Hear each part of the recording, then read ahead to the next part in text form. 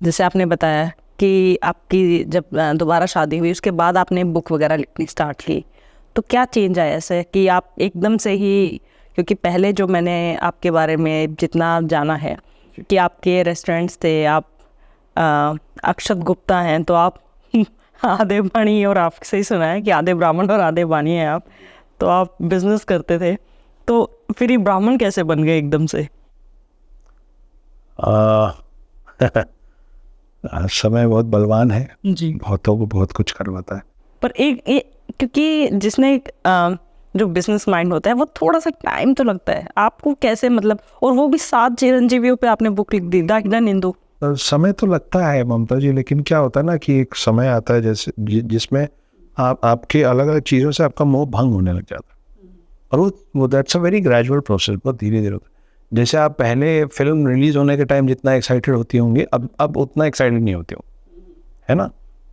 पहले जब हम बचपन में घर के बाहर घूमने जाने के नाम से जितने खुश होते थे, अब नहीं होते। तो ये बड़ा ग्रेजुअल प्रोसेस है जो आपके अंदर निरंतर बदलाव हो रहा है। आप कुछ चीज़ों के मोह माया से बाहर जाते हैं। मेरे साथ वो बहुत झटके से हो गया, एक ही झटके में हो गया। वो इसलिए हुआ क्योंकि मेरे जीवन में एक बहुत बुरा वक्त आया जब मैं कोशिश कर रहा था कि मेरा जीवन खत्म हो जाए। तो आप सोचिए कि एक मेंटल स्टेटस एक व्यक्ति का क्या हो जाता होगा जब वो सोचता होगा कि मेरे को इस दुनिया से चले जाना, मेरे को इस दुनिया से कुछ नहीं चाहिए। तब वो ये नहीं चेक करता रहता है कि iPhone 16 कब रिलीज़ होगा। तब वो ये नहीं वेट करता है कि कल की फिल्म का पार्ट 2 कब रिलीज़ हो, है ना। तब वो ये नहीं देखता है कि अगली कार कैसी दिख रही है। तब वो ये प्लान नहीं करता है कि मैं अपने घर के इस दीवार पे ये फ्रेम लगा लूँ। वो सब छोड़ने को तैयार हो गया है, अपना देह छोड़ने को तैयार हो गया। मैं उस स्टेज पे रह चुका हूँ। जब आप वहाँ पहुँच जाते हैं, जब आप सोचते हैं कि मेरे को कुछ नहीं चाहिए किसी से, मैं जा रहा हूँ।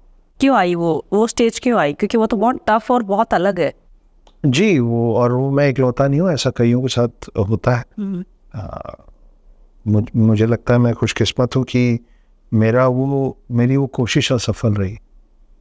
कई लोग उसमें सफल हो गए हैं और इतना बड़ा दुख दे रहे हैं अपने पूरे परिवारों को, जिसकी कभी कोई भरपाई नहीं हो पाई। मैं बच गया ये पाप करने से, गलती से।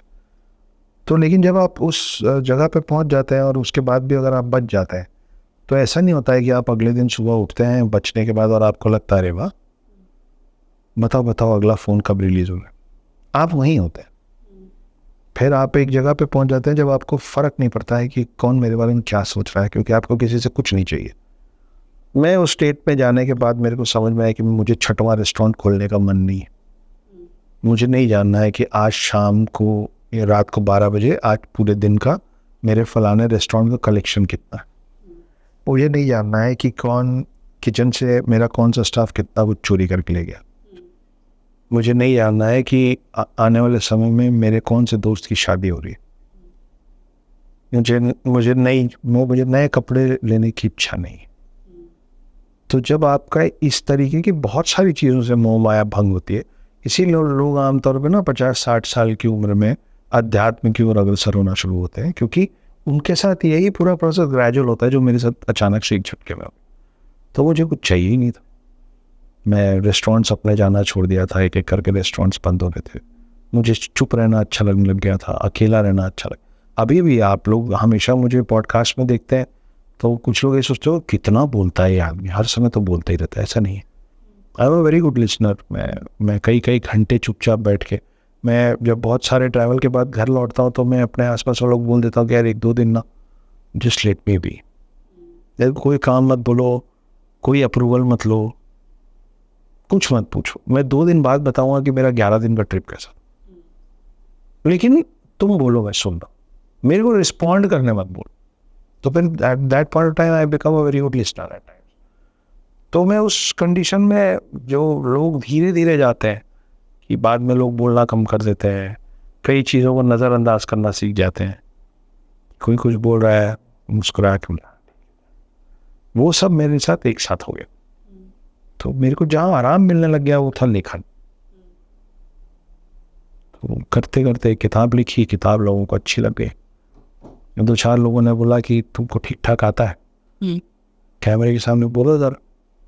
सबसे पहला मेरा जो इंटरव्यू हुआ था रणवीर लाबादिया के साथ हुआ था, बियर बाइसेप्स, और वो लोगों को इतना अच्छा लग गया, पता नहीं क्यों पर लग गया, कि आज की डेट में रणवीर लाबादिया के पूरे चैनल का हाईएस्ट व्यूड पॉडकास्ट एपिसोड जो है वो मेरा है। वहाँ से लोगों को लगा कि यार ये बोलता है तो लोग सुनते हैं, तो और लोगों ने बुलाना शुरू कर दिया। तो जब इसी चक्कर में बड़े सारे पॉडकास्ट हो गए, तो एक काम था कि मैं चुपचाप बैठ के लिख रहा था क्योंकि मेरे को बोलने की इच्छा नहीं थी, और दूसरा काम ये हो गया जिसमें मैं सिर्फ बोलता रहता हूँ। अब दोनों का सामंजस्य बिठा के आगे बढ़ रहा है। तो आपकी लाइफ में जो अभी आप जिनको बोलते हैं कि मेरे सोलमेट हैं, तो वो कैसे आपकी लाइफ में आई? क्योंकि मुझे जहाँ तक लग रहा है बहुत इंटरेस्टिंग रहा होगा। जी इंटरेस्टिंग तो था। एक्चुअली मेरी एक बहुत अच्छी दोस्त है, उनका नाम शुभांगी है। उनका और मेरा दोनों का जन्मदिन एक ही दिन पड़ता है, 2 अप्रैल। तो हम क्योंकि स्कूल फ्रेंड्स थे तो हम लोग कई बार एक साथ ही पार्टी कर लेते थे कि भाई अगर अलग अलग करेंगे तो मेरे आधे दोस्त पहले यहाँ आएंगे फिर वहाँ जाएंगे, हम मिला के कर लेते थे, कंट्रीब्यूट हो जाता था तो पैसे भी कम लगते थे।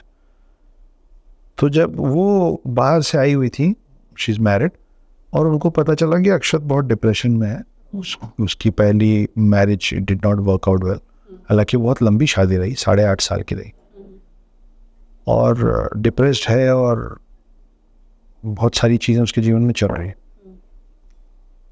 तो उसने अपनी एक दोस्त से मिलवाया, क्योंकि वो दोस्त आर्ट ऑफ लिविंग में बहुत एडवांस कोर्सेज की हुई थी, ये श्री रविशंकर। तो पहले मेरी दोस्त ने बोला कि तू आर्ट ऑफ लिविंग ज्वाइन कर, मैं बोला मेरे को नहीं करना है इसको। तो उसने एक हाई मतलब एडवांस कोर्स की हुई उसकी सहेली से मिलवाया। कई बार क्या होता है ना कि अपने घर वाले आसपास वाले कुछ बोलते हैं, अपन नहीं मानते, वही बात कई बार बाहर वाला बोलता है ना तो कान को लग जाती है। हाँ, तो वो सोच के मिलवाई थी कि मैं तो घर की हूँ, दोस्त हूँ इसकी है, मेरी नहीं सुन रहा है, कोई और बोलेगा तो। वो जो कोई और जो आया था ना बोलने, वो अब मेरी समकक्ष है।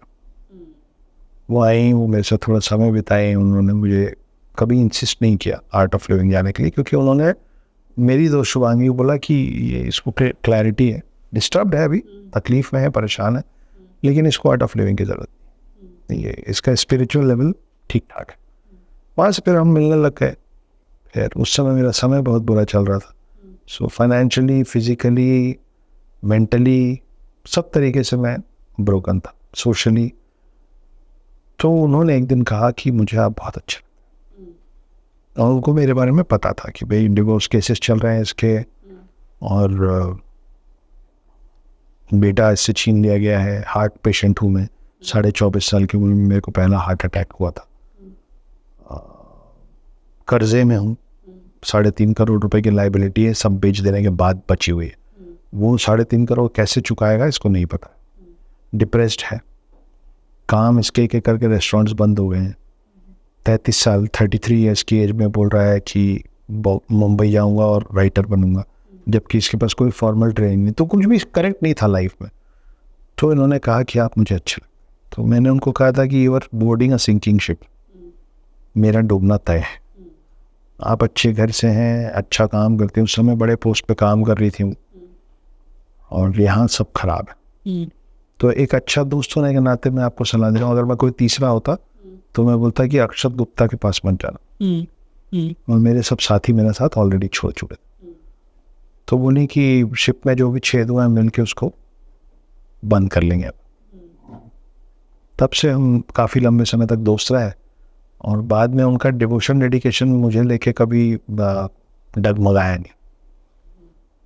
तो बहुत साल हम दोस्त रहे, और फिर एक समय एक पॉइंट पे आने के बाद हमने डिस्कस किया कि ऐसे कब तक। तो फिर हम लोगों ने मैरिज की, और जब आपका दिल टूटता है ना तो आपके मन में आता है कि कुछ भी हो जाए अगली बार प्यार नहीं करूँगा, सबके साथ होता है, पर ये बहुत अच्छी थी, तो हम लोगों को फिर से प्यार हुआ।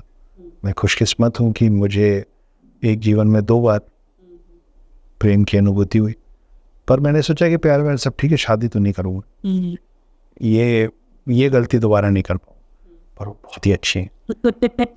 तो फिर मैंने उनसे शादी की, और एक दिन बालकनी में खड़े खड़े ये 2 लाइन लिखी बनाई कि जहाँ से चले थे फिर वहीं आकर ठहरे हैं, एक उम्र लग गई समझते कि दुनिया गोल है। तो दुनिया गोल है,